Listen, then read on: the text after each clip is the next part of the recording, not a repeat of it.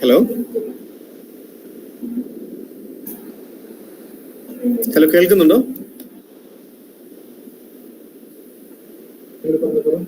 കേൾക്കുന്നുണ്ടല്ലോ അല്ലേ?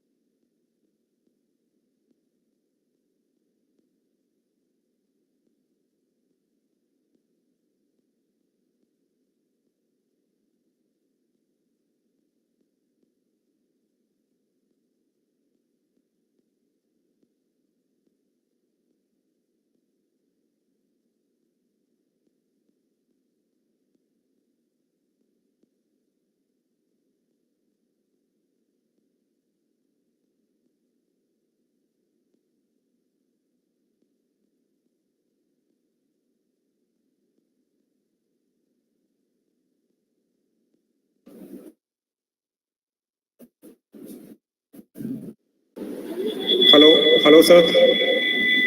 Good afternoon, sir. Yeah. Good afternoon. Yeah, we'll start. Hello, sir. Good afternoon. We are ready to start, or we need? We will have a formal invitation at 1:30, and then we can start, sir. Okay.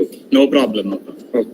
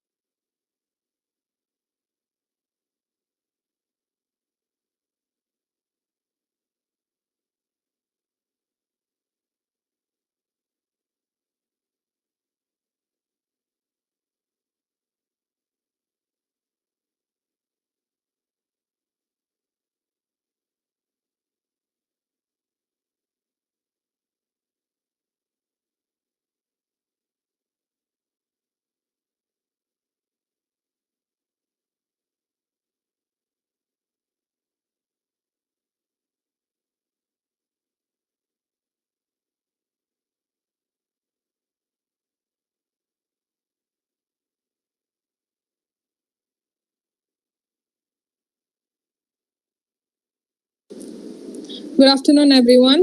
Let's resume our sessions. I'm pleased to invite you to the last technical session of the day on the topic Accreditation Challenges in the light of NEP 2020. Now, I would like to invite Mr. Subin Varghese, Assistant Professor, Department of English, to welcome Dr. Gabriel Simon Thattil, the resource person of this session.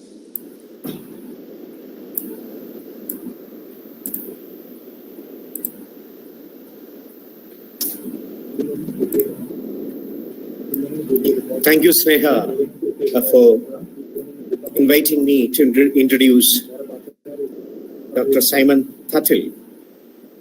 In fact, Dr. Simon Thattil was introduced to me long back by one of my colleagues, Dr. Anish Thomas, who is the coordinator of IQAC and head of the Department of Commerce, Deva Matha College, Kuravilangad. When we were talking about the current budget, and he was telling me that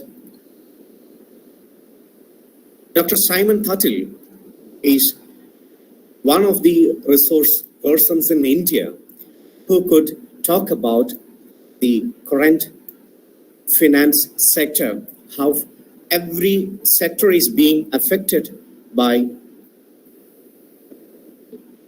the budget and all the other steps taken by the government. And I was very happy that Dr. Tony Thomas, the coordinator of this seminar, has found Dr. Simon Thattil to handle a session on how NEP, National Education Policy of 2020, has an impact on the new accreditation policy of higher education sector. And I'm sure that his expertise and knowledge in the area, since he always keeps updates himself in higher education sector, I'm sure that all of us, the eagerly waiting people, will hear him with earnest interest. Now, if you look at the biography of Dr. Gabriel Simon Thattil, he is the Dean of Commerce, head of the Department of Commerce. He's a professor of Commerce and School of Business Management and Legal Studies. And he was also the director of IQAC of University of Kerala. And he had a brilliant academic record, which he continuously updates. Even after having PhD in 1996. In 2009, also he got an MBA with first class. And if we look at the academic qualification of Dr. Simon, it is an enriching one for and enlightening one for every students and other teachers. He was first rank holder for MPhil and for MCom and BCom, and he was awarded JRF Junior Research Fellowship, University Merit Scholarship, and also he was awarded Indian Naval Benevolent Association Scholarship. And about his teaching experience, he has more than 28 years of teaching experience, and from 2010 onwards, he has been serving as a professor. And he has produced 24 PhDs and 42 MPhils. And there are 2 theses which is already submitted, which will be awarded soon. And he has authored 3 books, 42 research publications he has got. And for courses, he has prepared study materials like 7 courses. And about his extension activities, as you have already mentioned, is the director of IQAC University of Kerala, and he's serving as the General Secretary of Indian Accounting Association, which has more than 50 branches across the country. And he's coordinator for the flagship career guidance scheme for school children, which is titled My Career, My Dream. And he was also acted as an academic auditor for Mahatma Gandhi University, and he has helped many universities in their pre-NAC accreditation process. And he was also a member of the study group offices engaged in policy reforms for the state planning board. And apart from this, he has got a lot of memberships in professional bodies, and he has taken many projects and consultancies. And one of them, which was UGC SAP project, 2009 and 14, he was the coordinator of that program. And he was also coordinator for the innovative project of the Department of Financial Planning and Financial Literacy for SC/ST communities. And now he was the coordinator for 2 consultancy projects of the Commerce Department of University of Kerala. And a lot more he is. The mere words may not be able to describe such a wonderful personality as Dr. Simon Thattil. And I'm sure that his expertise and knowledge in the field of national education policy affects higher education institutions would be a beneficial one for higher education institutions like us. So eagerly waiting to hear you, sir. I welcome you, and we all wait eagerly to hear you, sir. Welcome to Deva Matha College.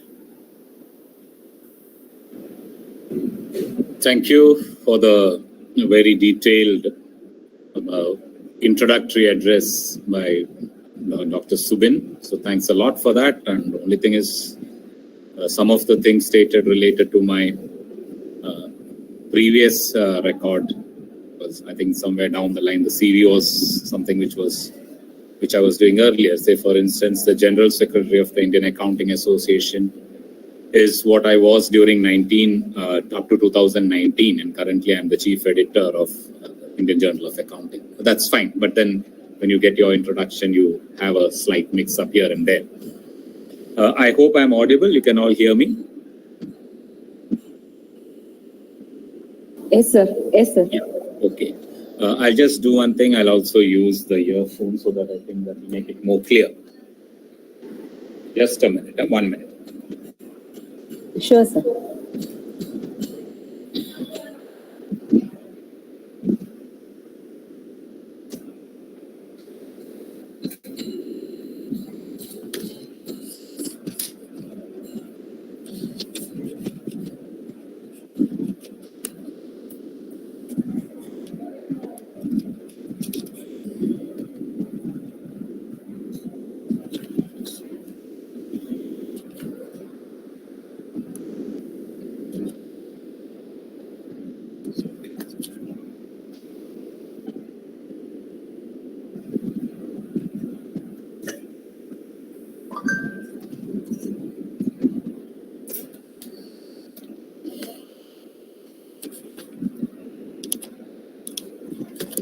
Yeah, okay.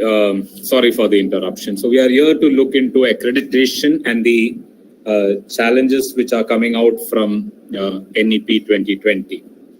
Now, before I start, let me convey the fact that those who look into the Naac website, you will see that matrices pertaining to NEP, there is a link or there is a flyer running there which says that matrices relating to NEP 2020 would start coming into the accreditation process. So that means it has not started. Same as far as NEP 2020 are concerned, there are many things in it which are in the policy level, which requires further clarity in implementation and so on and so forth. So what I'm trying to do here is I'm trying to present things in the perspective of what is said in NEP 2020 and how perhaps higher education institutions need to look into it when it comes to the accreditation process or when it comes to looking at the quality framework in which they are actually existing. Now, before I start, let me also convey the fact that we have all started talking of accreditation. I don't think since the last maybe 25, 26 years. So before that, we never talked about accreditation ranking. Today, we talk about Naac, we talk about NBA, we talk about QS ranking, we talk about NERF. So accreditation and ranking have become important today. Not that quality has become all that important only today. Quality is important today. Quality was important earlier. And India as a country was known for its quality of higher education years back. Very traditionally in the long good old days when we were talking about the curriculum system of higher education and system of education and all that. So at that time, there was no accreditation, there was no ranking, there was nobody to say that this university is better than that university, or this is A and that is B, this is NERF 1 and that is 10 and all that. So what exactly happened when we started, when we said, okay, accreditation is important, ranking is important? And that is exactly the huge growth in the number of institutions. Somewhere like when we had 17, 18 universities when India got independence. Today you have something like almost nearing 1,000 universities. You have around 50,000 colleges. So huge size in the higher education sector is one factor. Along with that, the second important thing is the diversity. Earlier, even maybe 25 years back or 30 years back, we used to hear about central universities, we used to hear about state universities, and to some extent, some specialized universities, like agriculture university. Today, you have all kinds of specialized universities, technology, health science, animal science, agriculture, digital university, even we were thinking of police university. So all kinds of universities, University for Art, University for Language, Malayalam University, Sanskrit University, Kalamandalam turning out to be a university, so all kinds of universities. And you have central universities, state universities, foreign universities, private universities, deemed to be universities. Same in colleges. You have affiliated colleges, non-affiliating colleges, you have self-financing, you have autonomous, all kinds of colleges. So diversity and volume became very large. And obviously there came out a need to create benchmarks and standards to see that they impart some quality. So when institutions grew in number without equal concerns for quality, we started talking about this in a big way. And then we said, let us see that these institutions maintain certain standards, maintain certain systems, and impart education with that. So the attempt was like that. But even their accreditation, we know it's hardly around what percentage. We don't have to be a very huge level. It is still in a minority phase. We have not had majority of our institutions accredited. And institutions are growing very large in number. If you look at a state like Kerala, we see that self-financing colleges, which are by and large unaccredited, are more in the higher education system. And their number is so large. So if you say quality of higher education system, we cannot ignore that segment before we look at the accreditation as well as quality parameters which they need to actually attain. And some of them have started doing. Naac is taking certain steps to see, as well as SAC and the State Higher Education Council, is to see that they also come into this framework. So it is in this backdrop that accreditation challenges are viewed, and the NEP actually came up with a new dimension of having multidisciplinary, holistic education, where higher education is being made more flexible, so on and so forth.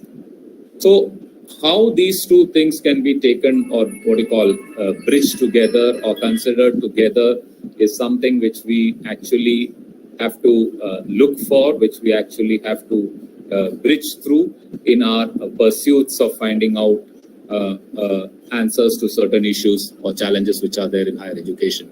So with these few words, I'll just make a very quick presentation, and then perhaps we can we can think of making certain aspects in a discussion format, or we can discuss certain things which are important on that line. Okay.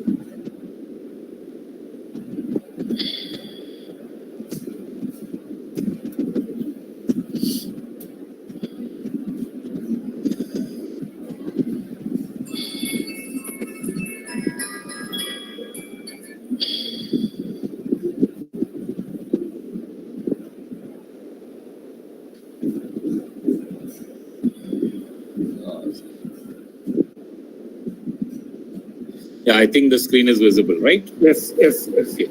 So I'm starting with this complexity, which I already said, growth in the quantity with no reciprocal growth in quality. In India, these things I already mentioned, so I'm not spending much time on that. Now I'm coming into the NEP perspective. So my presentation will be in this form. We'll be first looking at some key changes, as far as I'm only taking the higher education institutions part, because we are not dealing with school education here. So we are trying to see this in a multidisciplinary, holistic education at the undergraduate level. So we want it multidisciplinary, and we want it to be holistic.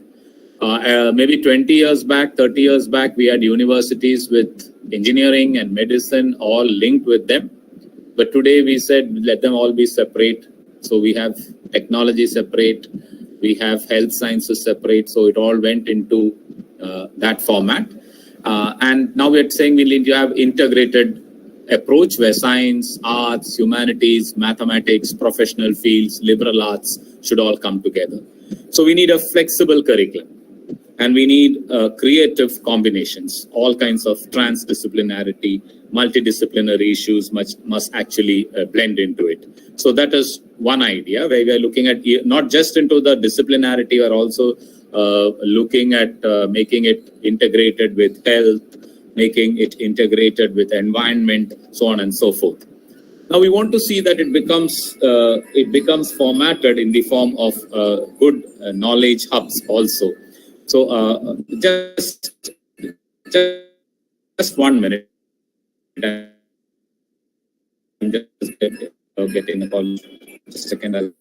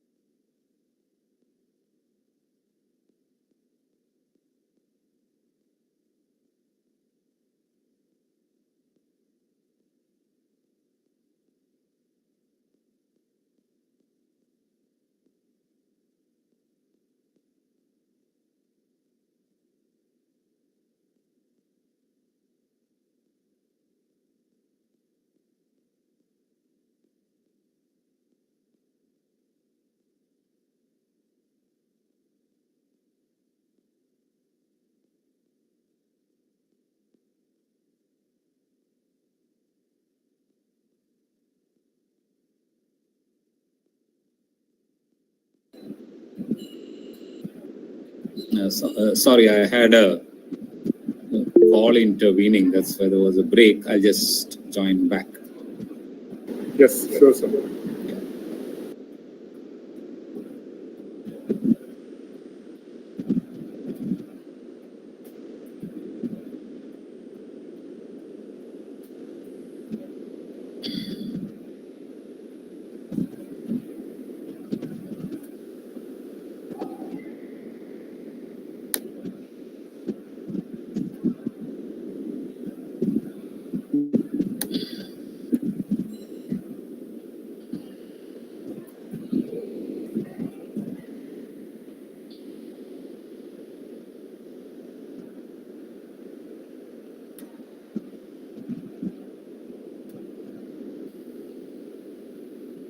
So I think this was, this was a slide, right?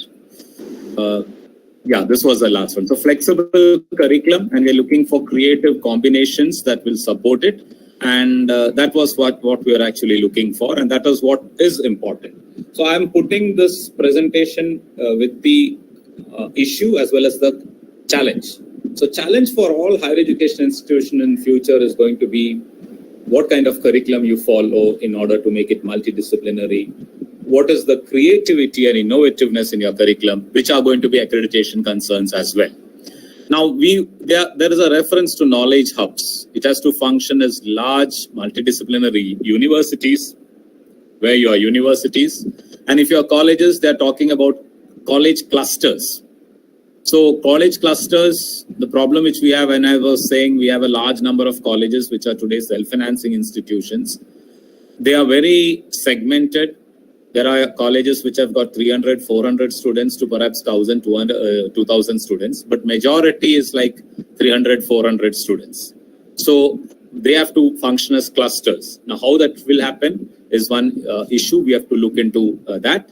So research, we need research intensive universities as well as teaching universities and degree granting colleges. So colleges being given some graded autonomy for awarding their own degrees. So these are the things which are looked into there. I'll talk about the challenges and issues which we need to discuss at length in terms of the accreditation process.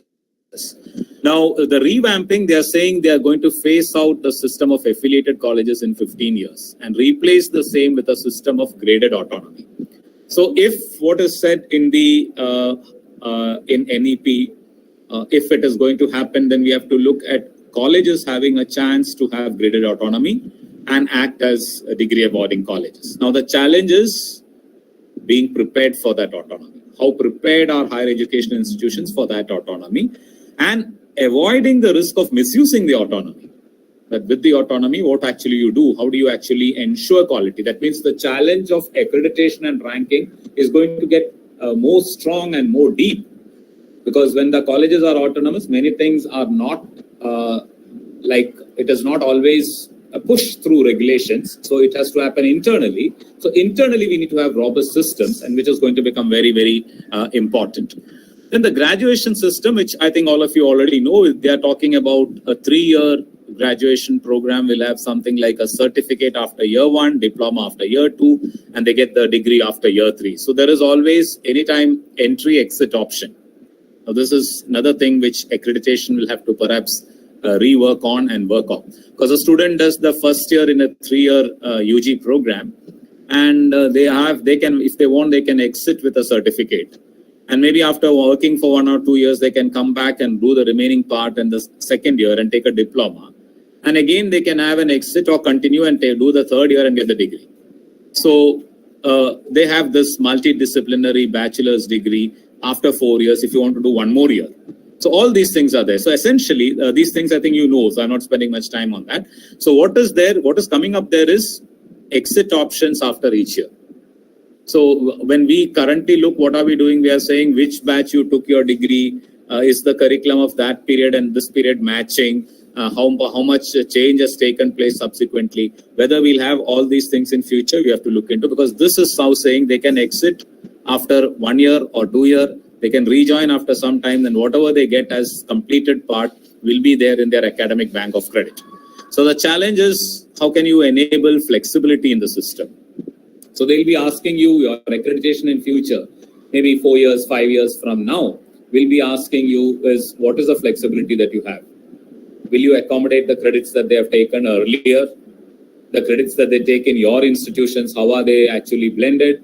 And what will be the possibility of transferring credits and all those things? So flexibility is going to be a big issue.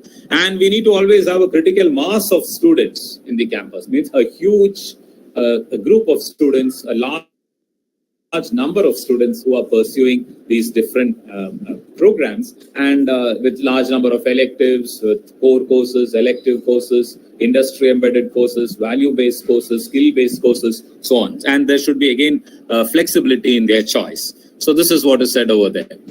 Something very interesting is what we have already, I think you have had a full session on this from your program schedule, I understand, that you have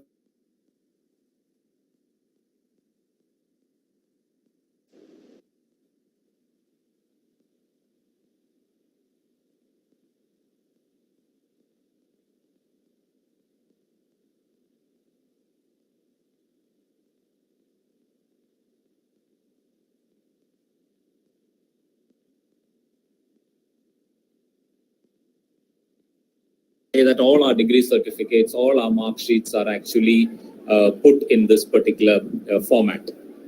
Okay. Yeah, am I audible? You can hear me? Yes, sir. Now it's okay.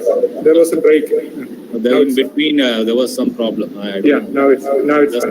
The slide is also, the previous slide was not visible? It was visible. It was visible. Okay, so you have heard me earlier, I think. Yes, right? yes. Okay. So Academic Bank of Credit, I think some of the higher education institutions might have attended a couple of meetings which were organized at the instance of UGC. And I was also a participant to that. And there was a lot of chaos in that because we are in the policy stage. That means the depositories and the DigiLocker, they have been asked to give a session to all the higher education institutions. But the chaos came from the point where on some of the issues of flexibility, which is again going to come up in your when it comes to your final accreditation process. Because if a student does maybe 1 or 2 semesters in a UG program in say an institution which is named A, and then you take that credit which is there in your ABC, Academic Bank of Credit, then subsequently you do semester 3 and 4, which is in another higher education institution, say B, which is in Maharashtra, and then the 5th semester in C, which is in Delhi. And finally, all these credits are there in the ABC, Academic Bank of Credit, and the student comes back to Kerala and does the last semester in Kerala. So all other things were done in different 3 institutions in 3 states, A, B, C. And only the last semester is done in one institution, which is in Kerala, say let us call it D. And the student says that all my other semesters I did in A, B, C, and everything is available in ABC, Academic Bank of Credit. Now the question is, which university and which college will actually award the degree? So on those policy issues, there are still things which need to be looked into. Moreover, if the student says that I have taken a particular course from a particular place and it is not standardized in terms of quality aspects, it goes into the Academic Bank of Credit, the digitized format, then that course is done irrespective of whether it is good, bad, or of quality and things like that. So those are the things which are policy matters on how these courses which go into ABC have to be standardized and benchmarked for quality in terms of how it actually runs. Now there is something called a National Research Foundation, a huge support for research with social implications, innovation and growth. So this is a huge amount which is set aside, and there is universities and colleges which can think on going into it. So we need to create a congenial research ecosystem for all programs, not essentially for PhDs. There must be some kind of a research going into the UG level, PG level programs, and there must be research for teachers on projects, on consultancy and all that. So the funding can perhaps come from the National Research Foundation, and it can be best used in the context in which the institution can see itself in terms of creating intellectual property. So this potential is also existing in the backdrop of the national education policy. There is also something called MERU, Multidisciplinary Education and Research Institute. So this is at line or at par with IITs, IIMs and all. And it is to be set up as models of best multidisciplinary education of global standards. Now, what is there in that for higher education institutions? The challenge is linking up with such research institutions for promoting research projects. We'll have large number of teachers, postdoctoral fellows in colleges who can perhaps see how they can link up with all these institutions, invest using their services for the research which can be done in our particular higher education institution. Now, faculty and institutional autonomy is very, very important, which is mentioned over there. They are talking about faculty and institutional leadership positions coming up. So that means there is going to be incentives for teachers in their professional development, and their competency is going to be very crucial in taking up leadership positions in different aspects, even including leading your IQAC, leading your student services, leading your consultancy cell, leading your extension services, leading your lab to field experiments, so leading industrial visits, all the leading cultural programs which are going to enrich them on that line. So the challenge here is enabling faculty to excel. We are trying to see how they can excel both at the national as well as the global levels in terms of innovative academic programs which are in-house and external. Very, very important. In-house actually means concept 30 years back or 40 years back was that we all have programs for our students in our institution. I came up under that impression because I join a particular college or a particular university, then my teaching learning is confined to within the walls of a classroom. Today, it is not like that. We talk about making the programs that you offer visible to a larger world. I think you already had a session on blended learning. So there would be courses which you offer for your institution outside world, and students across the country can take it up. That will be the future vision of or the future methodology through which you can actually position your institution. Even now, if a teacher has got a massive open online course in which you have maybe 5,000, 10,000 students registered or enrolled, it increases the visibility of your higher education institution. So innovative academic programs, it can be skill-based, it can be purely academic, it can be also add-on courses. So also with research and consultancy, how some of the teachers can take up a lead role in it, as well as extension to society. How the impact of the teaching and learning that is happening, the processes that are happening in an institution gets extended to the society. So these things will become important in terms of what is actually spoken of in NEP 2020. Faculty recruitment, they talk about independent, transparent processes. So it is going to be revamped with incentivized, excellence-based methodologies.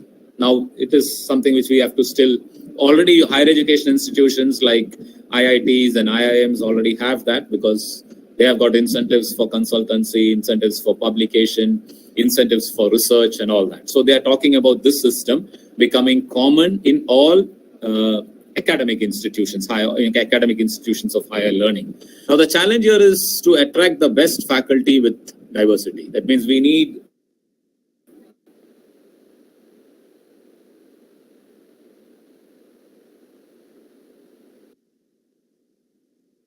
if you say institution is there, that institution has got a good mix, who have good research backdrop, who have good extension activities, who have good involvement in extracurricular or extra-departmental activities. So that kind of a portfolio, how do you attract such people? And they come from different states, they come from different nations. So that kind of a diversity in them is something which is very, very important. And the challenge here is, how are you going to get these people? We are going to get these people, and we are not going to get these people unless you pay them well. and what is the kind of pay package which we can offer, what are the kinds of incentives which we can offer for this exceptional talent which they possess, are things which again are going to come up in terms. Already some of these are there that I'll come when we talk about the accreditation part, like the diversity in the teaching is even now being asked. What percentage of your teachers have doctoral degree? What percentage have postdoctoral degree? What percentage comes from other state? All those things are currently being asked, but NEP will make it NEP based more diverse in terms of how it can be looked into.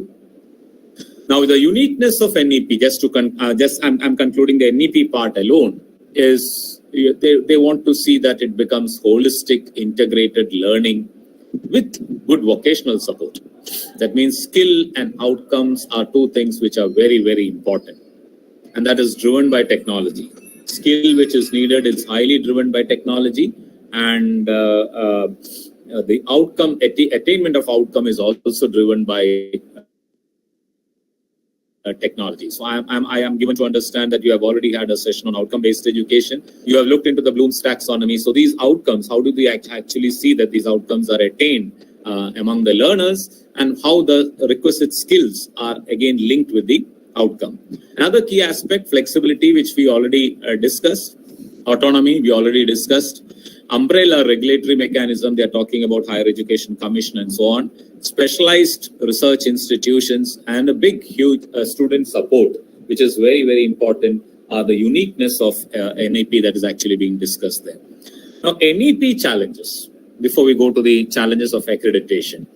How to execute the philosophy of integrated holistic learning. It is, rather easy to say that the student must learn in a holistic perspective. They must have something in terms of lifelong skills. There must be something in terms of transformative skills.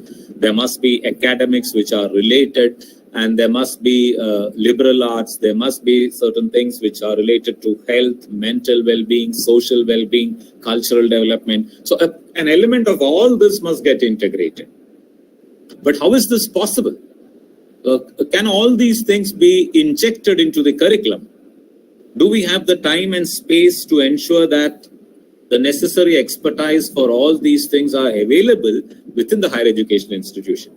We are not thinking of perhaps a university with maybe 50, 60 departments. For them, perhaps it's possible. But what will happen if you have small colleges which are having maybe 4 or 5 or 6 programs? How this multidisciplinarity? Can they hire all these people with the required integral components with them, so on and so forth? How to ensure continuity with flexibility? So they're saying continuity and flexibility. Anytime exit, anytime entry, and they can continue the education at whatever level they want, and what kind of flexibility we can offer, from where they get these credits, how these credits can be accumulated, which will be the degree awarding institution, how will the degree awarding institution look into all the credits which are there in the academic bank of credit, how will they attain the, or how will they determine the standards of, or the quality of that, the programs there. So these things are still to be addressed. Now, is functional anchor and core competency always valid? Because we are saying in outcome-based education, we are saying that we are looking at an outcome which is very specific and focused. So how can we actually get that outcome which is exactly focused and specialized in a higher education institution which does many things in a generic format? Say, for example, we are not a commercial, aircraft, a pilot training institution, or an ITI or a polytechnic. So in an ITI or a polytechnic, skills are very specific. You want a plumber, you want a fitter, you want an electrician, you want a pilot. But then here we are not looking at a very specific functional anchor. But this is one side of it. The other side of it, you cannot say that because we are not very specifically functional, we don't want outcomes, and let them become very generic. Let them become generic, let them become holistic, but let them become integrated. But still, there must be some purpose behind why they are learning. And that purpose must be to enable them to move on to the follow-on system in which they are, and they should be able to secure employment or become entrepreneurs or move into higher learning institution, whatever. So outcomes are definitely important. But how we can actually see that these outcomes can be achieved within the institutional framework is what is acting as a challenge. How competent our higher education institutions are to use the autonomy judiciously, and what is the role of the state as well as regional factors. How will you consider regional factors? Now in regional factors, both SAC as well as Naac are giving some kind. Basically, SAC is talking about how to accommodate regional factors, and so also how competent enough are these higher education institutions to use the autonomy. If they have to use the autonomy, they need to have good systems in place in order to ensure that. Say, for example, autonomy in conduct of examination requires a good examination wing to function within the organization. So unless you have that, you cannot say that you're going to do your own examination work, how to set the question papers, how to look into outcome-based education while setting the question papers, how to decide upon the examiners, how to integrate it with the technology that is available in the conduct of examinations. So those things are very, very important.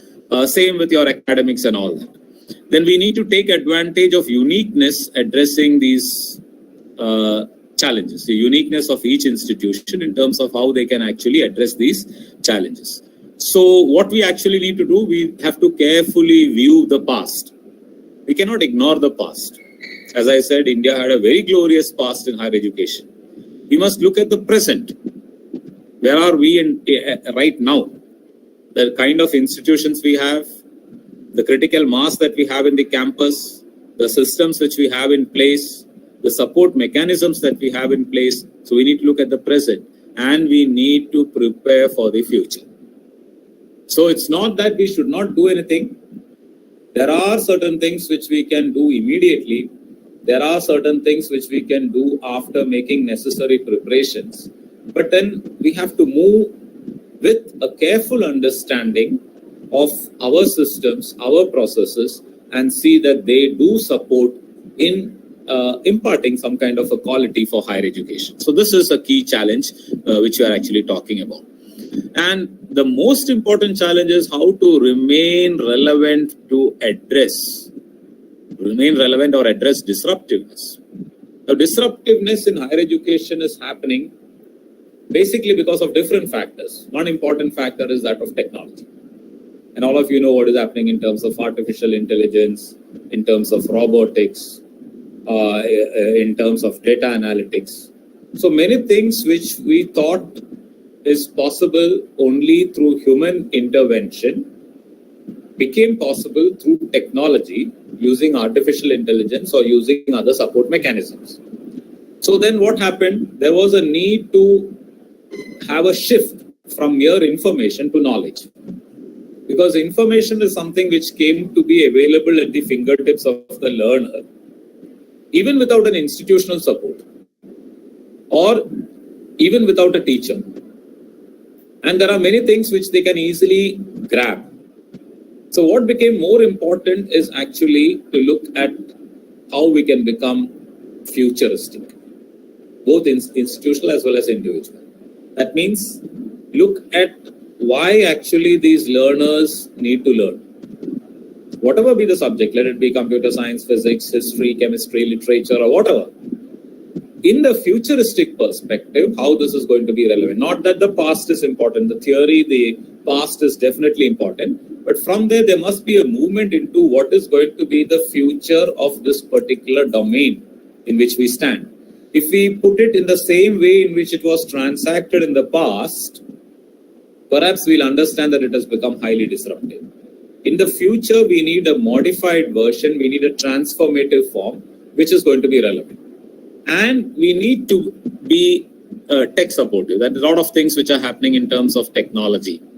We need to impart the skills through which it turns out to be relevant on that form. There is a need for deep comprehension of fundamentals. And there is a need to relate to the society or real life context.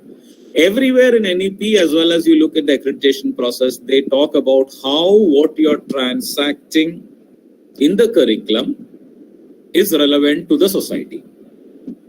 Or how that you're transacting something in the curriculum is relevant in a real life context. So there is something which we talk about in terms of use, application, relevance, societal relevance, so on and so forth. And there is lots of reference to what we actually talk in terms of analysis and application. So these are the things which make certain things disruptive. And there is something which we call as a disruptiveness index also. Some disciplines which are teaching things which might not be required at the same level. They need to think about what actually is more important in the emerging, unfolding higher education situation, which the nation or the globe as a whole actually needs. Now I'm talking about accreditation challenges. So here, so far what we looked into at NEP 2020 was the emerging changes and some of the challenges which are imperative in the context of those emerging changes. Now, accreditation challenges, I'm referring to because there are accreditation agencies, large number of accreditation agencies. I am talking specifically about Naac. And this part, I think somebody might have, because you already have a representative from Naac, the major shift is to become more quantitative. And when you're becoming quantitative, it is based on system generated score.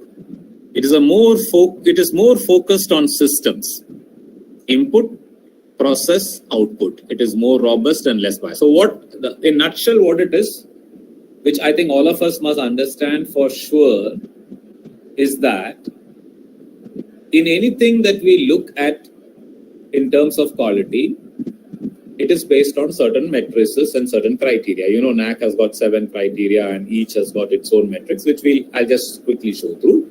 Now, what is important for us is some of those are qualitative and some of them are quantitative. So, for example, if you are talking about the process of enriching your curriculum, it could be qualitative. But if you are talking about the pass percentage in a particular program, it is definitely quantitative, as simple as that. So there are many things which are quantitative and some of the things generally which are processes are qualitative. Because you're describing the process. How do you see that your village extension programs will be beneficial? It's a process. How do you develop a research ecosystem in the campus? It's a process. But if you're asking how many individuals benefited from a village extension activity, it is quantitative because you are saying it is 50, 100 or whatever. If you are saying what is the now total number of publications that your college could create, it is quantitative. So as simple as that. But what is important is the current accreditation system, not only Naac, even when you look at NBA or when you look at NERF is not doing accreditation, they are doing ranking. But when they do ranking, there is more emphasis on quantitative aspects. Now, whether quantitative or qualitative, by and large, you will see that if you're looking at the Naac philosophy, it is like about 2/3 plus, almost 66 to 70% of the whole metrics is quantitative. And only the remaining 30 is qualitative. Now, if it is quantitative, to see your score, there is no need of an individual intervention. Technology can do it. Say, for example, you are saying that we have 500 publications. So how is this 500 publications compared to other higher education institutions? You can say that each publication has got this score or this points and that can be given to you by the system. There's no need of a person coming and assessing you. Same thing if you're saying in your results, pass percentage of students who get placed. These are all quantitative. So that it can be evaluated by system. So we have system generated scores for that.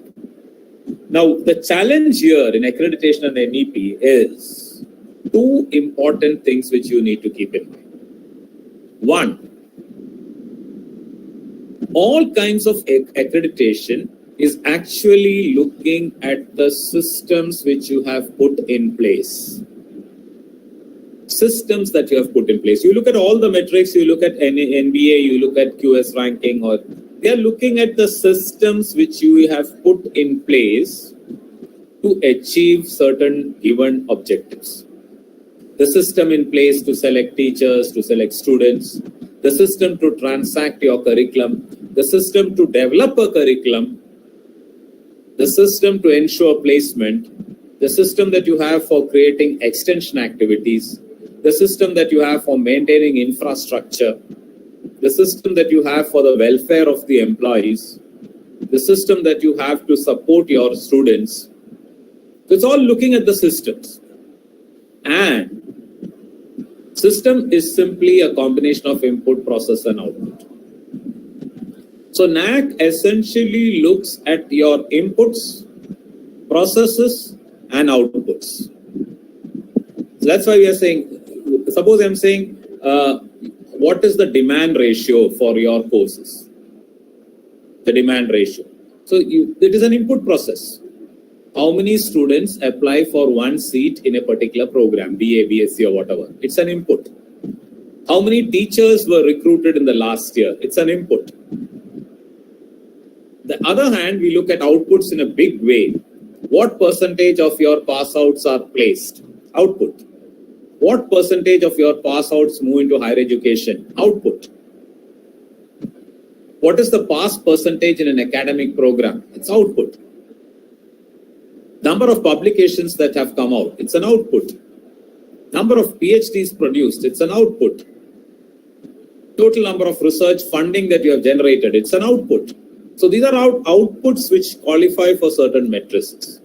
And there are some of the accreditation parameters which are based on processes. How do you create research ecosystem? How do you maintain your infrastructure? How do you ensure that there is support for good publications? How do you create a good ecosystem for intellectual property right? These are all processes. So ultimately, you're going to be accredited on the basis of inputs, processes, and outputs, of which by and large, they are quantifiables. So when they are quantifiables, there is a very little chance for bias, because the system is giving marks and it is based on certain quantifiable parameters which you have achieved, and any other institution which have achieved that will get the same thing. So this is what the shift actually, what happened in the revised accreditation framework from 2017 onwards. Now you look at these parameters, I've given that for colleges and affiliating colleges. So you will see that out of the total, you will see by and large, that's what does, I think somebody has already covered this. So it is something like around 70% will be going on to the qualitative metrics, and only the remaining 30 is on the quantifiable ones. Now let us understand, for accreditation, both NEP is looking for quality.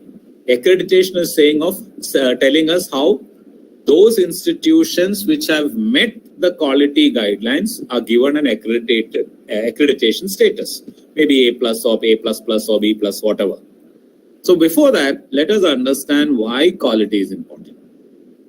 If you look at this, you will see quality is important because we are talking about creating outcomes and outputs which are acceptable to the end users and the society at large. So it's very simple. Why do higher education institutions exist? Or why do any institution exist? Forget about higher education. Any institution, let it be in health, let it be in agriculture, let it be in finance, let it be in insurance, banking, or let it be in the industry. Every institution is existing in terms of what it is producing. And the quality is how that product that they create is being acceptable to the end users for whom they are creating it. What is higher education? What are higher education institutions doing? We are creating graduates and postgraduates. For what? For the purpose of employment, or to bring up, become entrepreneurs, or to have their own startups, start their enterprises, or to move into higher education for further research. So what is our quality?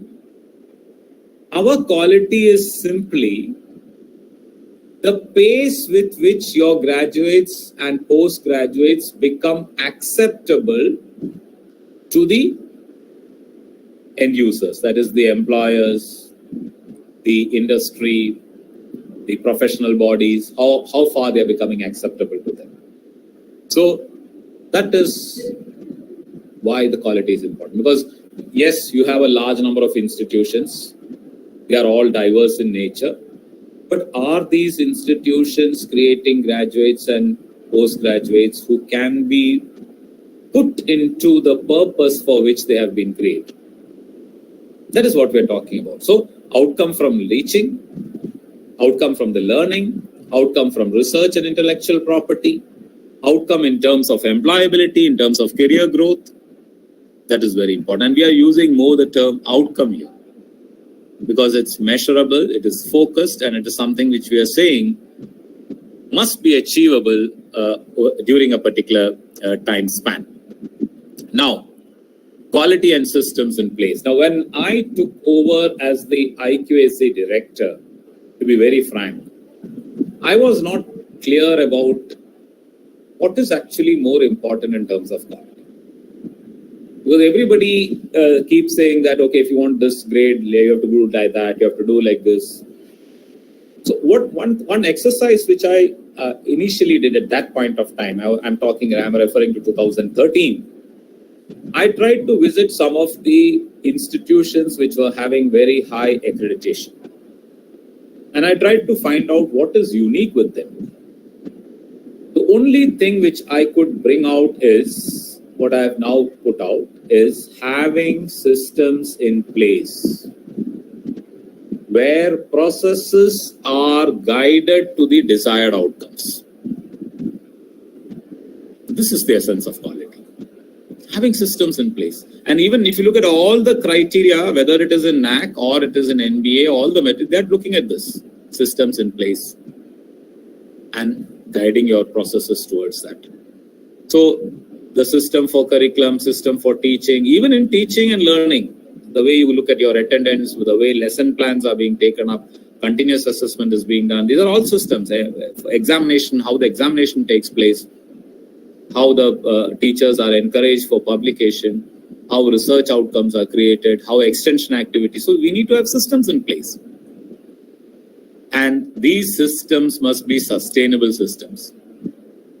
What sustainable systems in place that scale up quality based on the same. So what is that? System, process, and the quality outcome. Now look at this. This is again very simple.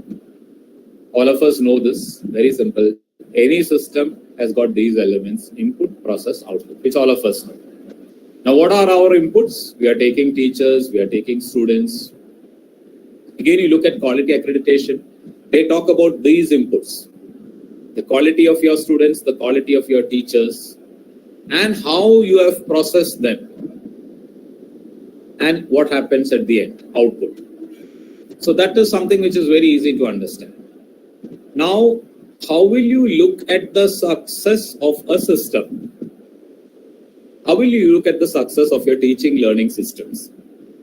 How will you look at the success of your extension activities? How will you look at the success of your research activities or publications that you have created? It is very simple. It is just based on how fast does your outcome get linked with the follow-on system for which it was intended. That's all. Say, for example, if you created graduates in one particular year, now again, if you link this with accreditation, you will see that. If you created graduates in one particular year, so the pass-outs in 2021, why did you create these graduates? Let them be BA, BCom, BSc, degree holders, BBA, whatever. Why were they created? They were either created to take up employment with the industry or to become entrepreneurs and start their own enterprises or startups, or to move into higher education. These are some of the purposes for which you created your graduates. Now, if your pass-outs in 2021, how quickly or with what pace do they get observed into employment or entrepreneurship or higher education? That is typically what you look into your quality of the system. That is why Naac keeps asking about mobility of your students into higher learning. That is why NEP says skill in a holistic perspective. They need to get observed into the next system. And that indicates the success of your system in the higher education institution. how fast are they getting placed, how fast they're moving into higher education. This is what actually we are talking about in terms of sustainability of systems. Output to input relation. Output from one system must immediately become the input to the follow-on system. Output from higher education institution must become the input to industry. Output from higher education institutions must create entrepreneurs or startup owners for the industry. Output from higher education institutions must create input into further higher learning institutions. So there is a need for linking systems, both forward as well as backward. That means I look at my system. If I'm a undergraduate higher education institution, I look at what is happening at +2, what is happening at schools, because NEP is starting right from kindergarten.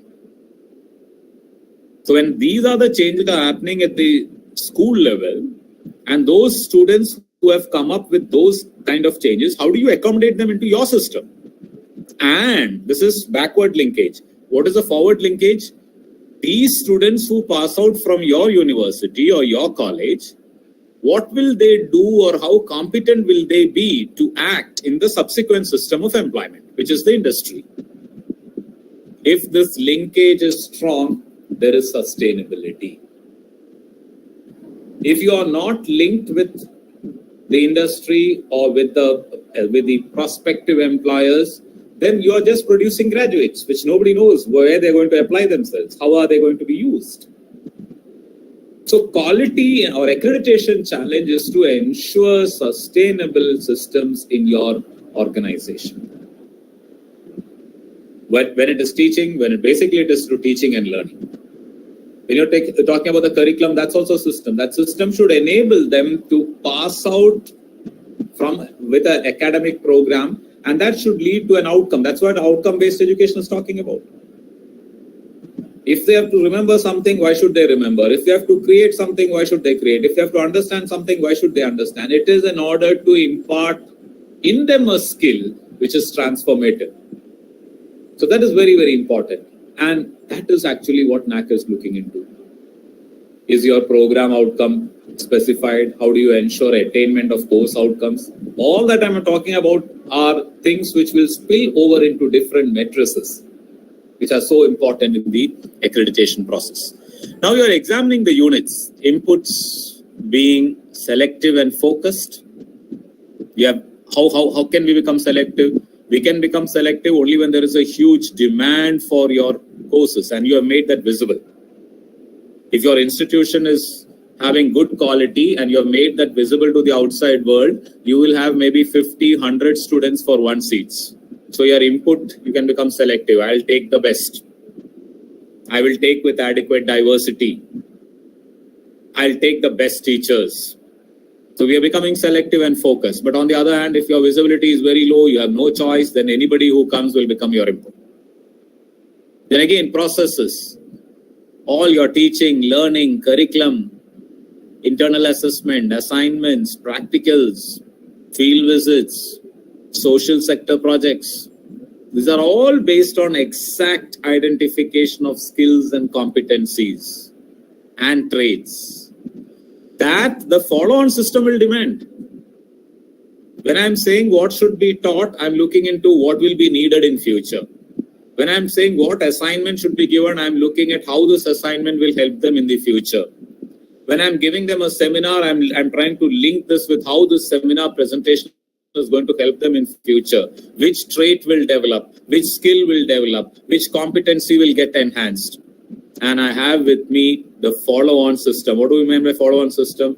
The industry, the higher learning institutions, the policy-making bodies, where these people will actually find a place. And what is the output? Engaging, sharpening skills to attain goals. I want these goals to be attained, and I'm seeing that it happens in the output which the education institution actually creates. Parameters of quality, we have already seen there are 3 parameters: inputs, processes, and outputs. I already mentioned that. But remember, we have desired outputs in mind. Accordingly, you need to fine-tune your processes. you have to look at the kind of inputs which you can create out of that and bring it up to that level. View the higher education institution in a holistic perspective. Both accreditation and Naac, they are talking about this holistic perspective. It is linked with follow-on systems. So why I'm telling you this, because even now, those who are attending this workshop, normally we are very concerned about accreditation and ranking at certain specific points, to be very frank. One is maybe 1 year left for our accreditation, so now Naac is going to come or NBA is going to come, so that becomes very important. Or it is the time for uploading certain documents, or it is a time for NERF ranking. So we are not looking at it as linked with follow-on systems on a continuity. That's what I've given second, with perpetuity in the long term. If you are viewing this in a long-term perspective with continuity and perpetuity, then for me, what is important, I have to have systems for every small thing which is happening in the organization, teaching, learning, research, curriculum, extension, your internal assessment. I keep good systems and I keep track record. That's what I said when I looked into great institutions. Now that systems being in place, let A come or B come, you will do it with quality. Let the principal come or the principal go, you will do it with quality because system is there in place. Let the IQAC coordinator or director be A or B. Let the manager be X or Y. We have systems in place. Let the teacher be of average quality, below average quality, whatever. We have systems in place. We are saying that our curriculum is outcome based. Teachers have to move with a lesson plan. Each module has got an academic calendar, skill level defined. So what kind of assignments should be given? What kind of internal seminars should be given, practical should be given, is all left to the teacher to decide within the system that we have formulated. So there is no room for a person perhaps who wants to use his freedom, and you have freedom and flexibility and autonomy, but that is to work within the outcomes which we have framed. If you want to revise the outcome, you have to work on that and revisit it. So that means we have put systems in place. It's not that you can hold the examination whenever you want. It's not that you can take attendance in whatever form you want. It's not that you can keep your records and your key infrastructure in what. There is a system for that. So that is perpetual. It is continuous. After that, we think of accreditation. And it is not accreditation that you think of and then work backwards. So that is very important, perpetuity. It is linked with quality systems and it is linked with social systems also. What the society, that's why if you look at Naac, they saw feedback from stakeholders, feedback from parents on the curriculum. So they're looking at even social systems, how they actually, taking advantage or taking benefit out of those things, that those also turn out to be important. Now, what is the whole accreditation process actually looking at? It is trying to see that you attain quality standards and remain relevant. Accreditation helps in this process. So right from the first to the last criteria, right from each metrics that you use, these certain benchmarks are. It might not always be the best.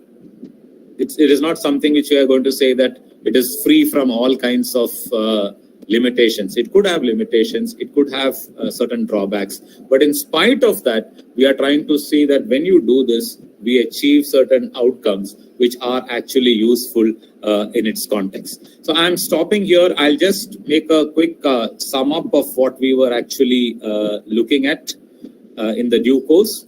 We were trying to actually discuss these standards in the backdrop of NEP. Putting it in a nutshell, it's just this.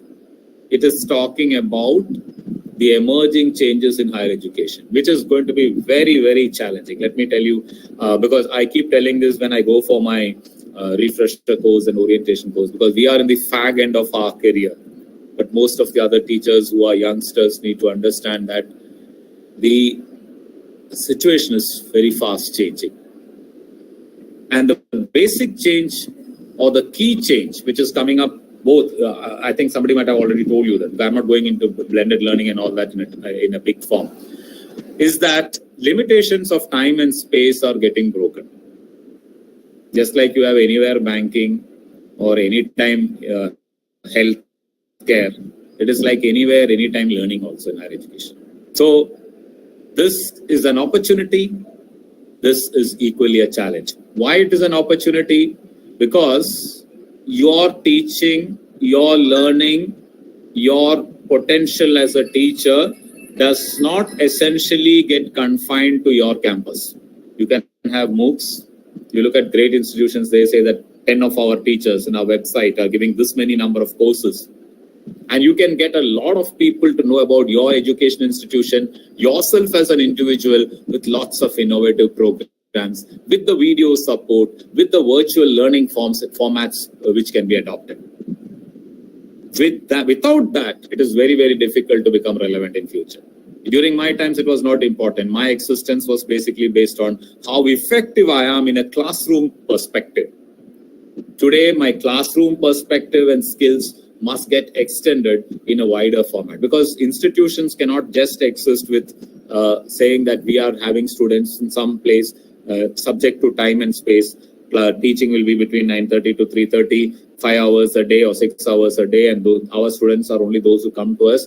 Their information is not just based on what you give them in the classroom. The students who come to your campus also get information from a number of other sources. They have the option to take a number of other courses from outside.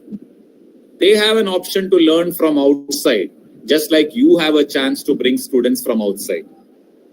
And they can take a number of courses from Swayam or NTPL platform, and their credits must be integrated here. So that means you have an option to move out, your students have an option to move in or to move out. So how do you make yourself relevant in that kind of a competitive environment, in a competitive perspective? This is not a very difficult thing, but it requires our perspectives to change, our thinking to change on that line. And many of these things will become part of the accreditation process. Already, many of them are there. Many of them will be added further, and that will make the challenge more. So it's an opportunity. It's an opportunity. It's a challenge in the form that, as I said, I don't know, we cannot say that, okay, our workload is our students and our confined environment. There is a chance that that might also change. So a challenge as well as an opportunity. And there is a need for having some kind of a multitasking in your process, because all different kinds of courses, because many of the courses that we in an academic program, suppose I'm talking about computer science, or suppose I'm talking about something like commerce, the discipline in which I am, I'll have to have many courses which are related to the industry, which are related with the society. So those things, how do I integrate and learn, are things which are very, very important. So I thank you all for this opportunity that was given to me by Deva Matha College, and also I thank the organizers and the IQAC for this opportunity. I don't know how much successful I was in conveying my thoughts, but I was just trying to relate, or rather share my thoughts based on my experience as an IQAC director, just seeing these things rather, or observing these things, and observing how the changes have actually taken place and are taking place, because we keep getting a number of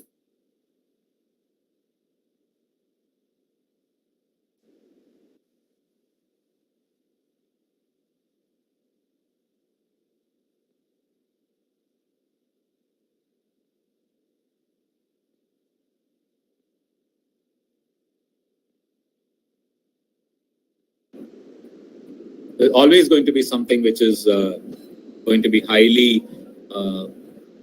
being protective, but then it is going to be filled with opportunities. There's no doubt about it. Those opportunities which I could not think of years back do exist now. So being innovative, being creative, you see a lot of opportunities. On the other hand, seeing yourself confined and just being put into one space and trying to be protected in that space will bring us a bit down on our potential. So wish you all the very best. Now I am open to any of the suggestions, clarifications, or perhaps your views on what we now shared. So thank you, and now over to you.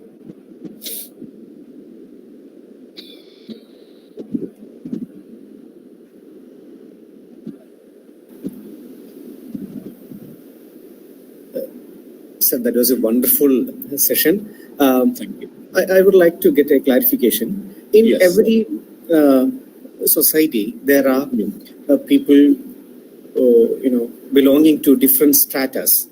Yes. So certain institutions which are placed, especially in rural backgrounds, for them, NEP is a big challenge.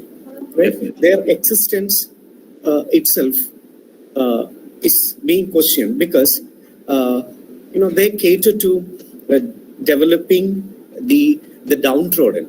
Yeah. So for them, how is it possible to cope up with big institutions like, for example, St. Xavier's, like that?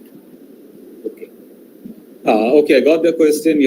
This is what I was referring to on two grounds. I don't know whether you have looked into. One, I was talking about critical mass, and the other I was talking. NEP is trying to say how institutions need to have a critical mass on campus. So critical mass, if you look at that critical mass, and again if you look at clustering, they are not talking about institutions existing with their small identity in a very localized space.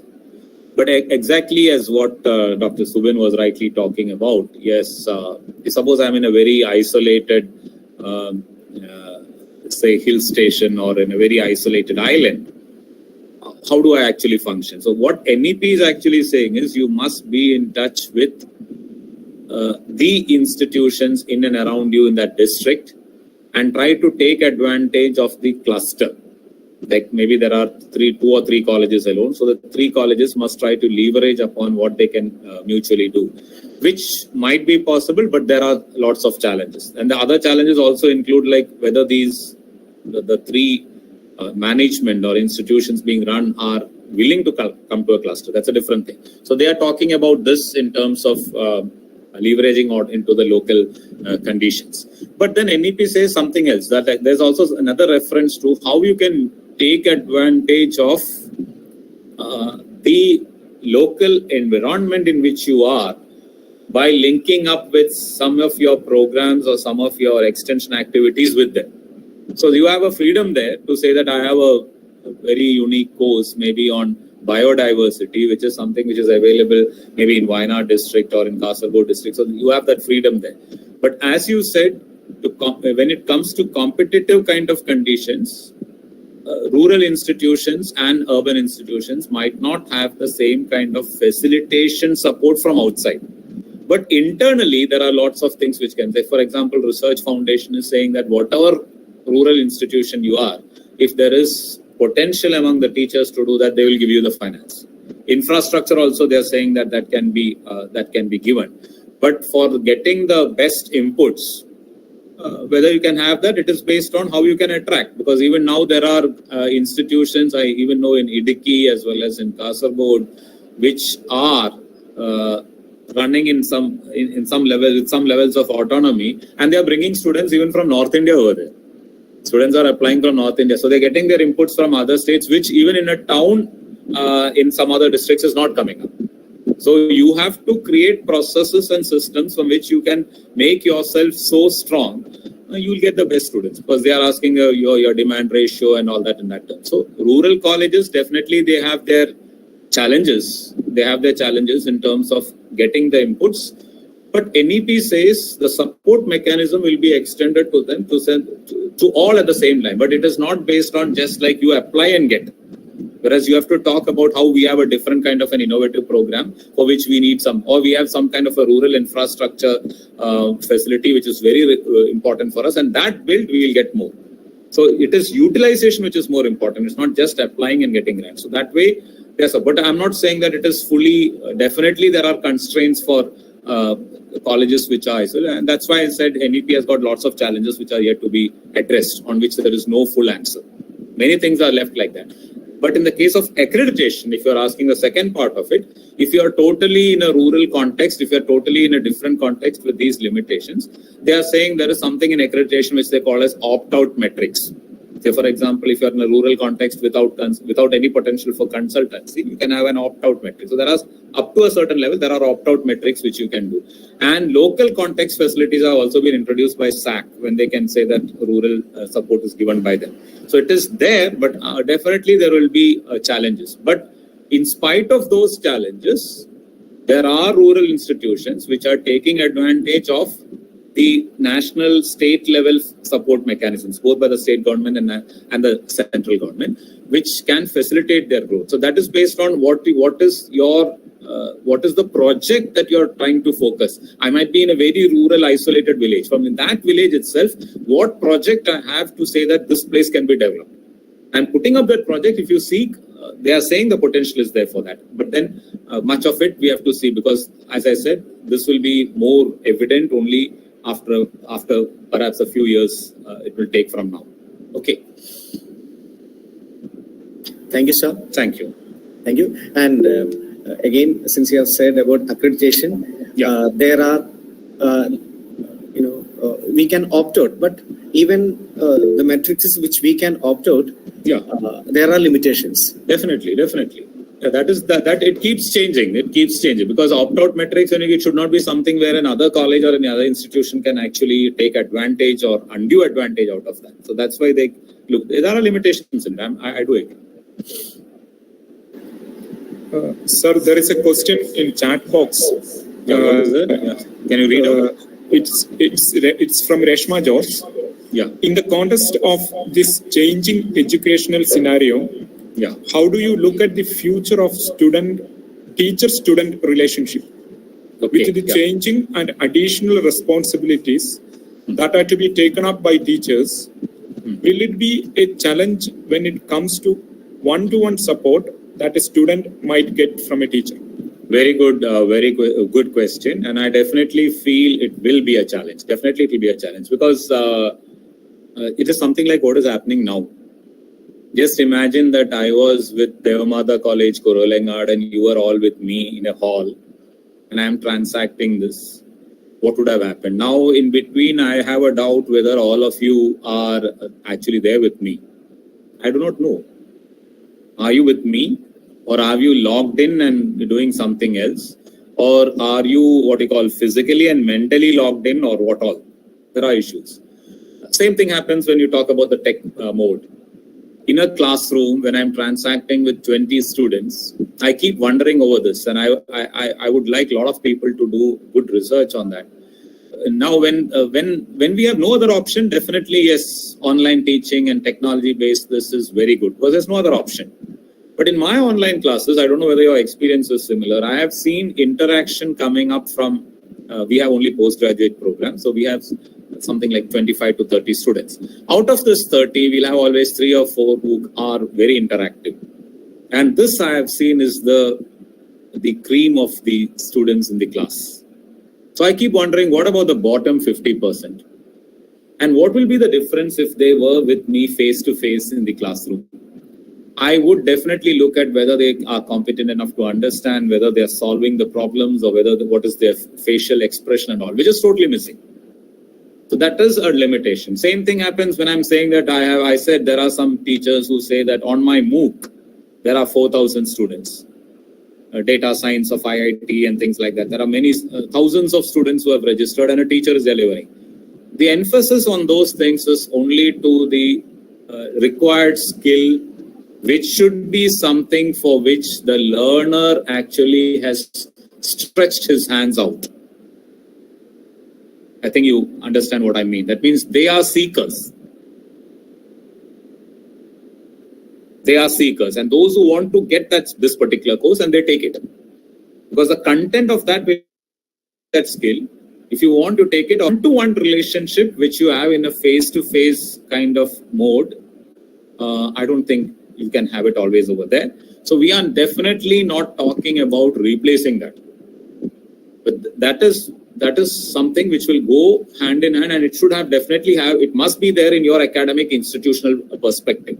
But that being said, when you are being accredited or evaluated in terms of how you are making yourself for a larger community, in your beyond your face-to-face classroom context, you can also say that I'm doing certain things with using a technology platform.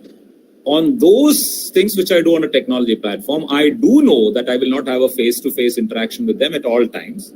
So accordingly, I will tune my content, which is more focused on skills. Accordingly, I'll tune my assignment, which is more focused on getting that outcome. But that is not always a replacement for face-to-face kind of a thing. But then in that online component, the emphasis will be on getting the outcome in that technology-based format. So this is not one substituting a teacher or substituting face-to-face. It's a format which goes side by side. One, the techno mode, and the other one will be your classroom system where you have this. But as the question was raised appropriately, in one form, I will not have a very strong student-teacher relationship if I'm all the time using my technology-based extension or online mode alone. But then my focus will be on getting imparted certain skills for which there is a definite seeker. I think I've made myself clear.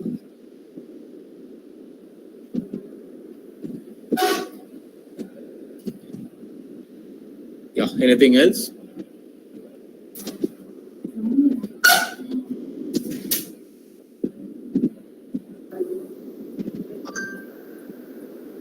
We hope there are no more questions from the participants.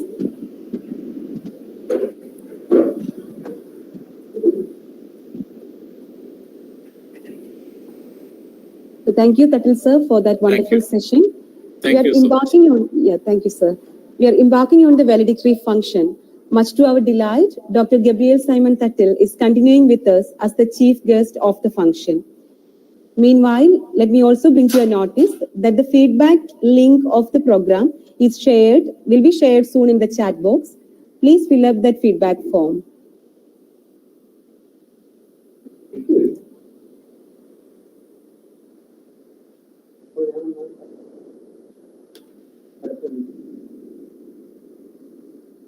It is said, feedback is the breakfast of champions.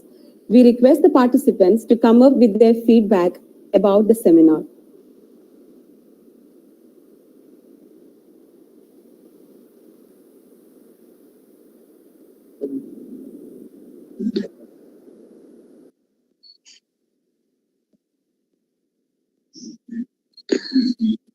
Good evening. Good evening to each and everyone who are connected with us. This is Dr. Selva Lakshmi from Sri Sharda College for Women, Salem. Hope I'm audible, ma'am. Yes. Yes, ma'am. Yes, thank you. So regarding the topic of the webinar, it is the need of the hour. And the speakers of all the technical sessions were very resourceful. And there's no doubt in stating that they have definitely created an impact on each and every participants here. And the webinar was well organized, and the time management seems to be very great. And the paper presenters presented their papers, and there wasn't any disturbance with the technical sessions. So I think it has been a very good, well-organized webinar. And as a participant, we have gained a lot. And at this moment, I would like to thank my management as well as the principal of my college for giving me a chance to attend this program. And finally, I would like to thank the organizers, the principal, and the IQAC coordinator, and the coordinator of this particular webinar of this Deva Matha College, Kerala. So I would like to thank each and everyone who have been a part of this particular webinar. Thank you. Thank you very much. Thank you so much, Selva Lakshmi ma'am, your words which are spoken truly from the heart.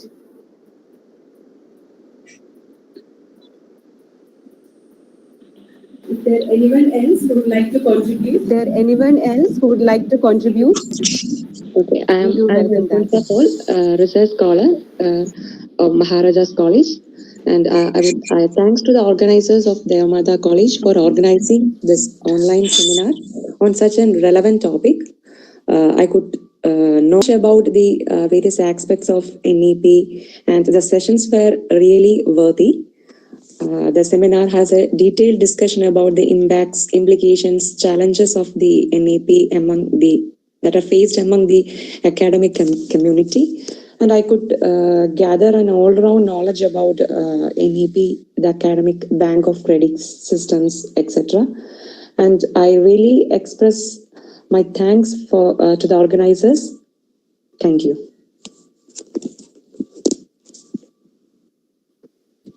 Thank you, Ms. Alfonso.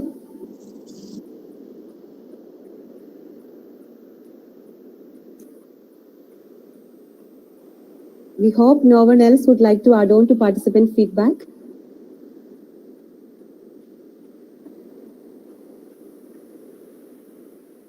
So now let's lend our ears for feedback from the organizers. I request Vice Principal of the College and IQAC member, Father Deva Matha Kavalamakal, to share a few words. Thank you, ma'am. Good evening, everyone. I'm here to have a feedback on behalf of the organizing team, IQAC of the college. This two-day online seminar is a brainchild of the IQAC and especially that of Dr. Tony Thomas. As we are fast approaching our fourth cycle of assessment and accreditation, a seminar like this was a need of the hour. We could touch upon different relevant topics. The sessions could help us with clear-cut guidelines on preparing ourselves for the assessment process and the challenges in relation to accreditation.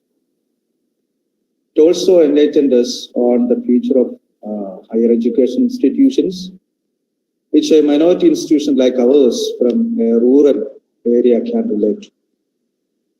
We are informed about the scope and challenges associated with OB, outcome-based education, and ABCI, Academic Bank of Credit, and blended learning. Along with knowledge imparted, the areas where we should focus more into the accreditation formalities awaiting would be highlighted.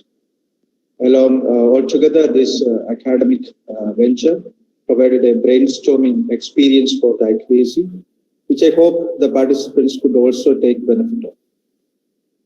All the credit for the successful culmination and completion of this online seminar belong to Dr. Tony Thomas, Assistant Professor in the Department of Chemistry. Tony sir has taken all the pain to make all arrangements required and ensured that everything happens as per the plan. His hard work and commitment reflected all through the process has resulted in a meaningful outcome by way of clarity and knowledge acquired. Hope and pray for more prospects and positive outcomes. I conclude. Thank you. Thank you, Father.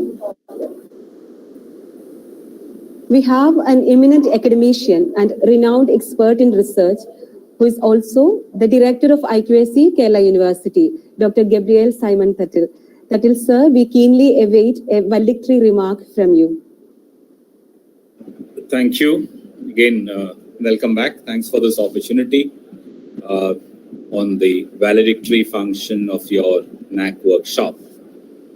As part of the valedictory address, I would like to drive home a very simple exercise of teamwork, which every higher education institution need to actually look into. When I'm saying teamwork, because all of us, all through you heard about outcome-based education, you heard about blended learning, we heard about NEP, you look into Naac. None of these systems are in fact error-free. There are a number of things on which we can critically look at it and say that, okay, this is not good, or this is bad, or certain things which we actually believe alone should come in and all that. How we actually can look into it is not that everything in it is always going to be beneficial for all organizations.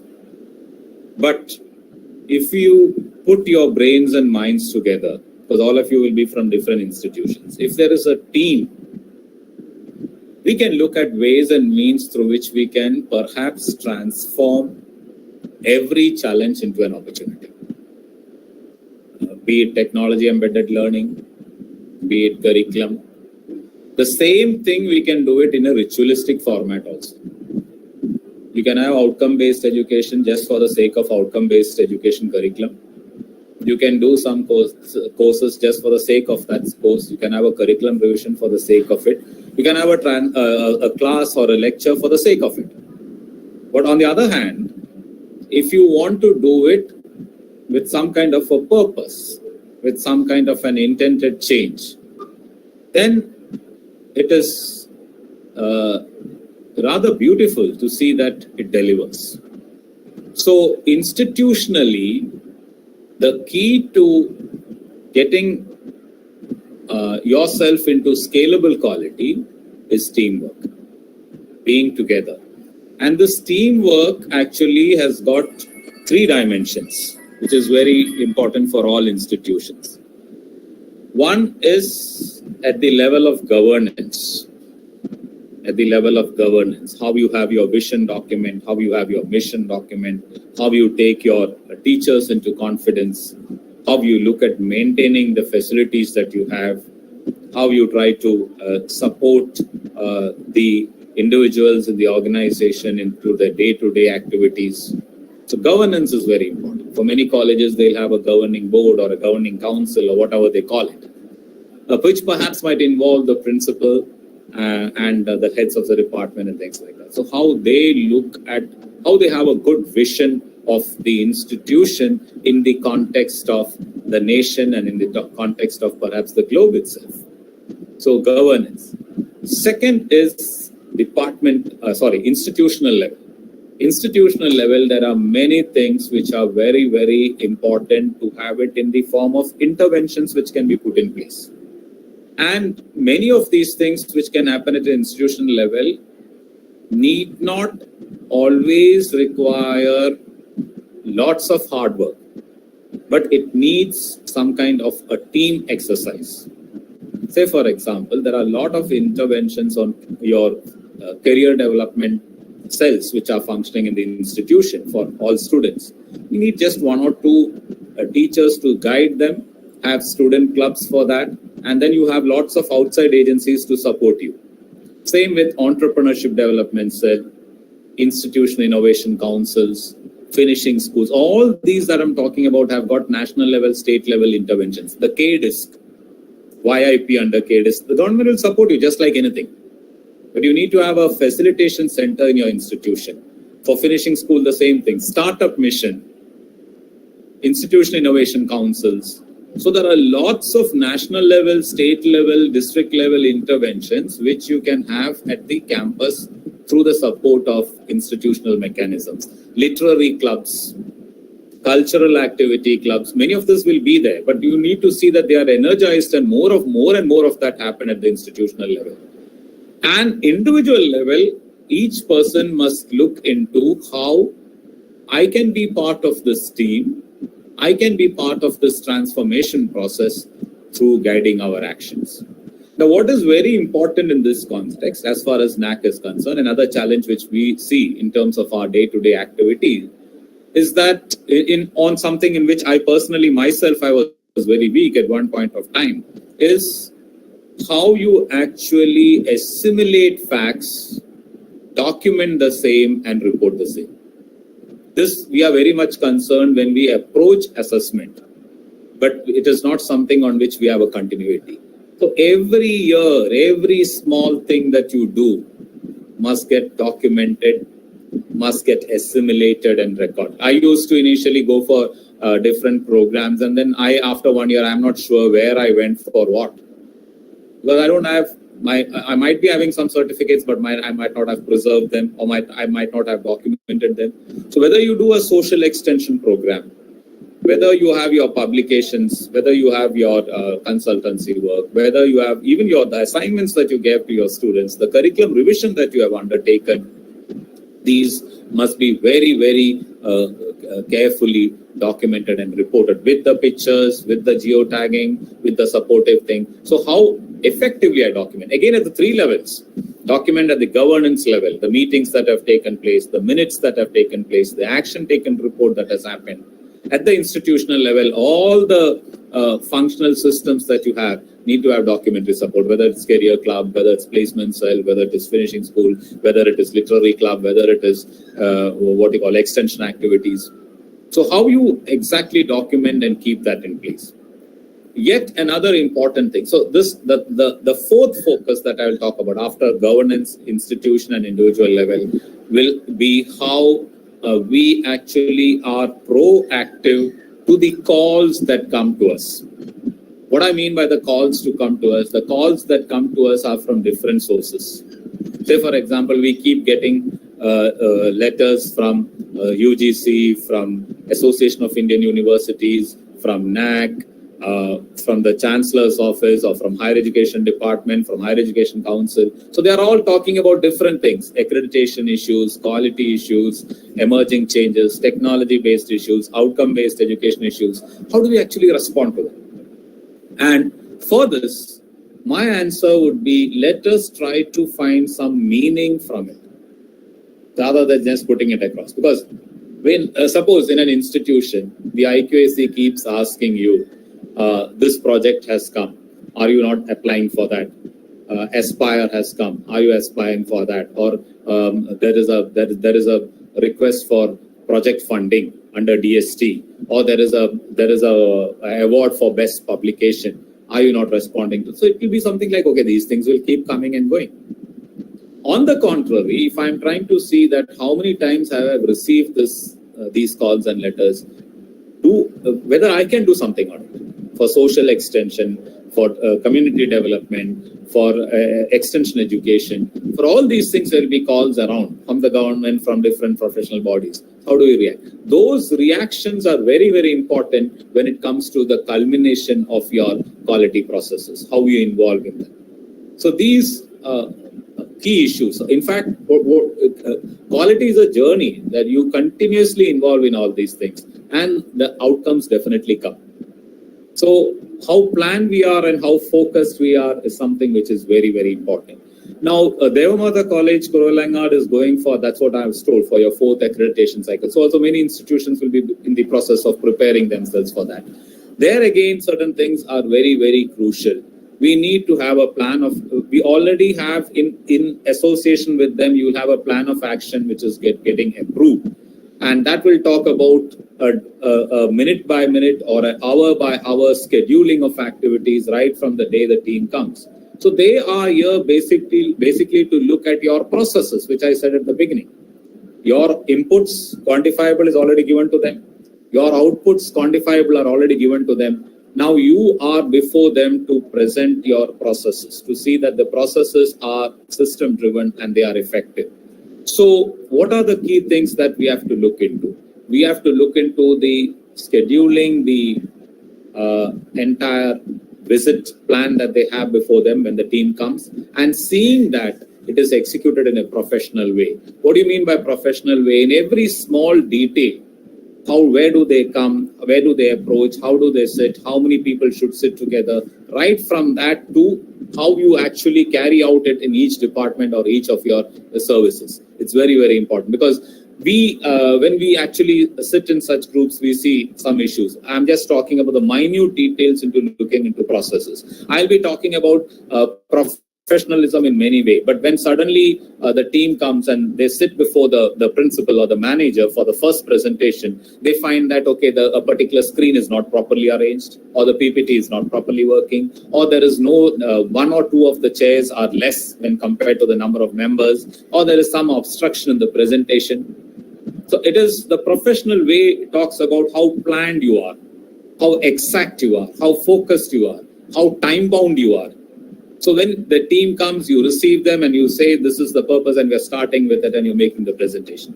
In all the presentations that you have, right, starting from the principal to the IQAC coordinator and subsequently the department, you need to be very, very focused on the essentials. What are the essentials at each point? At the point of the principal or at the point of the manager, it is institutional. At the level of the IQAC, it is IQAC activities which were listed in different minutes, in different action taken reports. And these two are focusing on the entire institution. Whereas at the department level, you're talking about the achievements of that department alone. Now, when you speak in terms of your presentations, we should always think not just for your Naac accreditation alone, even otherwise, we should be very focused in terms of what have been the achievements. Because in some of the presentations, at least, we have seen people talking about village extension. We have supported several villages. A large number of people have benefited.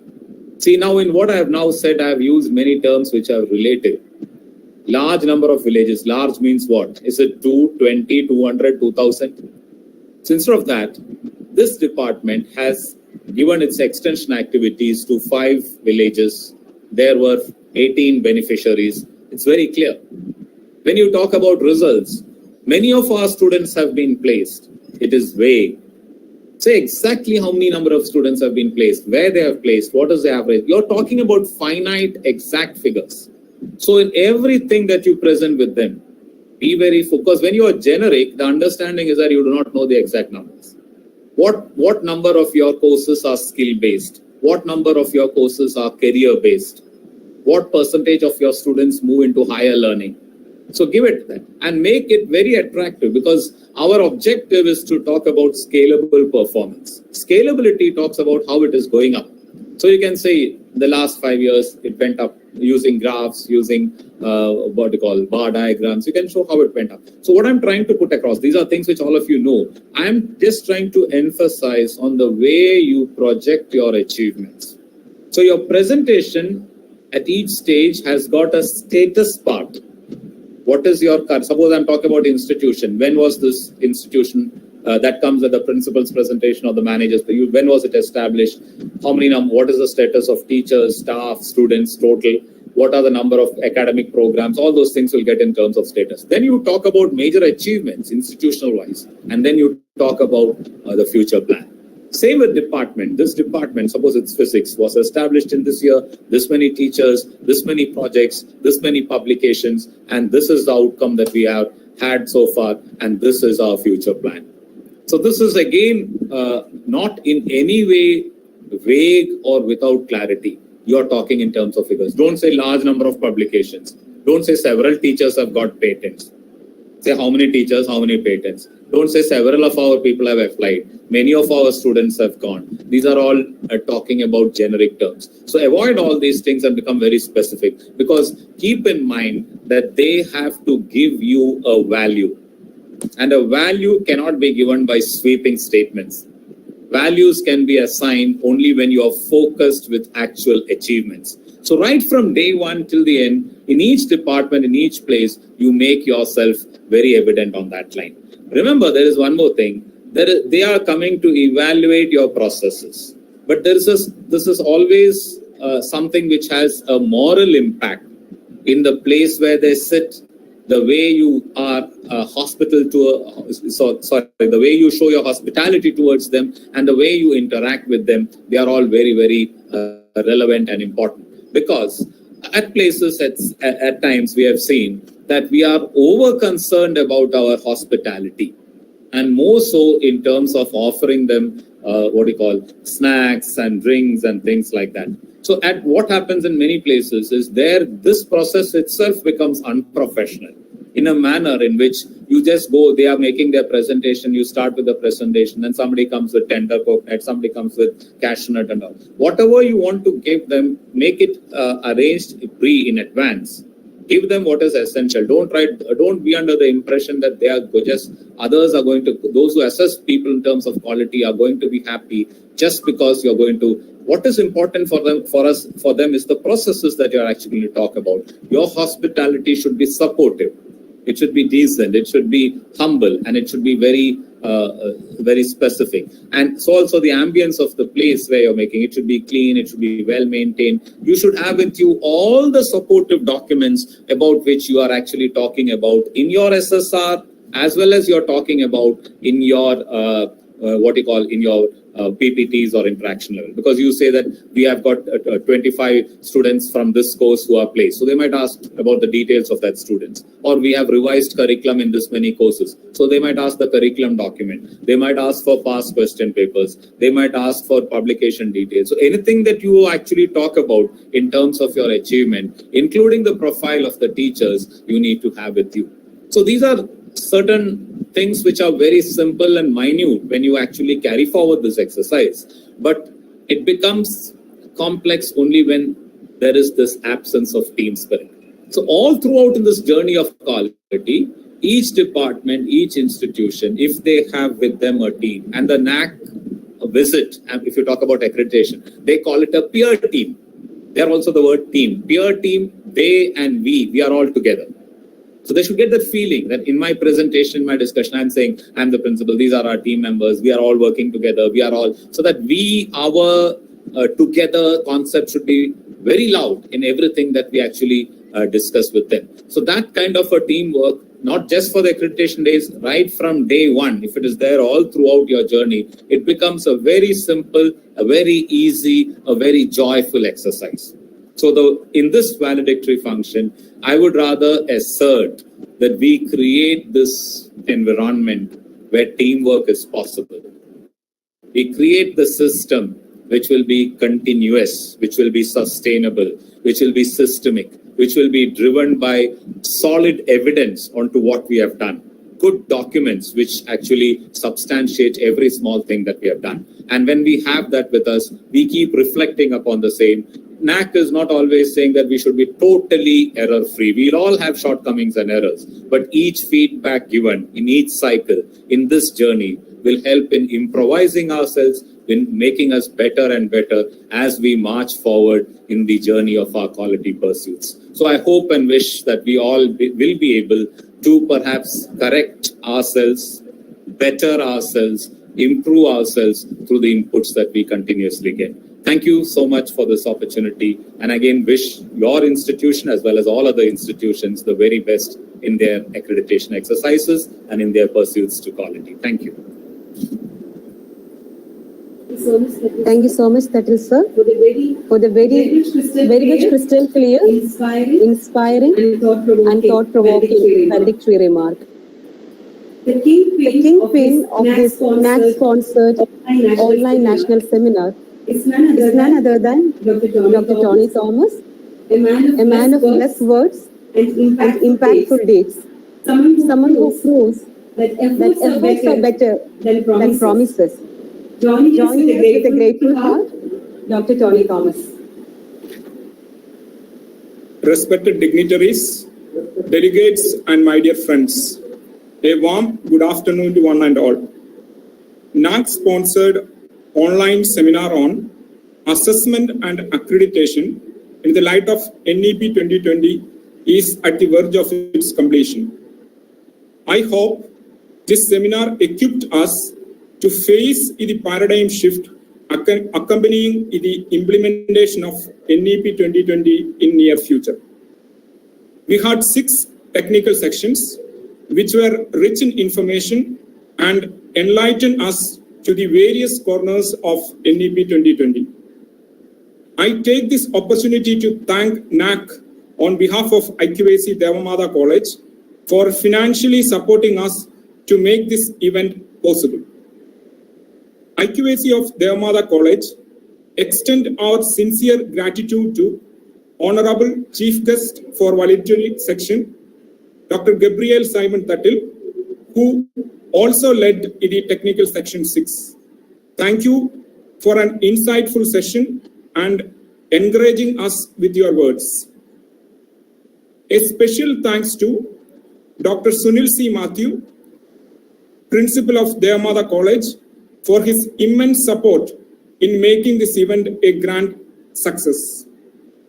I thank Manager of College, Archpriest, Very Reverend Dr. Augustine Kutianiel, Bursar, Reverend Dr. Joel Jacob, Vice Principal, Reverend Father Dinoy Matthew, for all the support they rendered to organize this NAC-sponsored national seminar. I would like to express my gratitude to all esteemed delegates of the webinar for their presence and contributions to make this webinar a great success.